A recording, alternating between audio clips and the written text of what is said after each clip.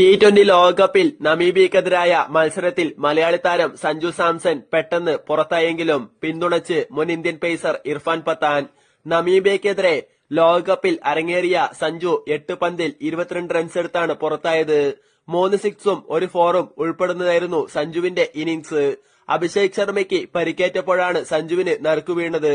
എന്തായാലും സഞ്ജു നൽകിയ വെടിക്കെട്ട് തുടക്കം ഇർഫാൻ പത്താന് നന്നായി ബോധിച്ചു. അദ്ദേഹം പറഞ്ഞത് ഇങ്ങനെയാണ്: സഞ്ജു സാംസന്റെ ബാറ്റിംഗ് കണ്ടപ്പോൾ ഒരു പോസിറ്റിവിറ്റി തോന്നി. ശരിക്കും വേറിട്ട് നിന്നു. ടീമിൽ നിന്നും പുറത്തായ ശേഷം ഒരു കളിക്കാരൻ തിരിച്ചെത്തുമ്പോൾ ആദ്യത്തെ സ്കോറിംഗ് ഷോട്ട് സാധാരണയായി ഗ്രൗണ്ടിലൂടെയുള്ള ഒരു സുരക്ഷിത സിംഗിളായിരിക്കും. എന്നാൽ ഇത് വ്യത്യസ്തമായിരുന്നു. അദ്ദേഹത്തിന്റെ ആദ്യ സ്കോറിംഗ് തന്നെ അറ്റാക്കിംഗ് ഷോട്ടിലൂടെയായിരുന്നു. തുടർന്ന് അദ്ദേഹം 2 ഉയർന്ന അപകട സാധ്യതയുള്ള ഷോട്ടുകൾ കൂടി കളിച്ചു. 3 ഷോട്ടുകളും സിക്സ് ആയിരുന്നുവെന്ന് പത്താൻ പറഞ്ഞു. അത് അദ്ദേഹത്തിന്റെ മാനസികാവസ്ഥ വളരെ വ്യക്തമാക്കിയിരുന്നുവെന്ന് കാണിക്കുന്നു. സഞ്ജു സാംസൺ ആത്മവിശ്വാസത്തോടെയും പോസിറ്റീവായും കാണപ്പെട്ടു.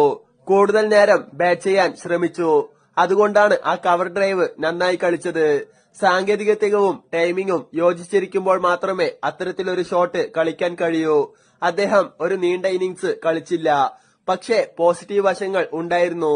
അഭിഷേക് ശർമ്മ പൂർണ്ണ ഫിറ്റ്നസ് വീണ്ടെടുത്തില്ല എങ്കിൽ സഞ്ജുവിനെ പിന്തുണയ്ക്കുകയും ഈ സമീപനം തുടരുകയും വേണമെന്ന് ഇർഫാൻ പത്താൻ പറഞ്ഞു.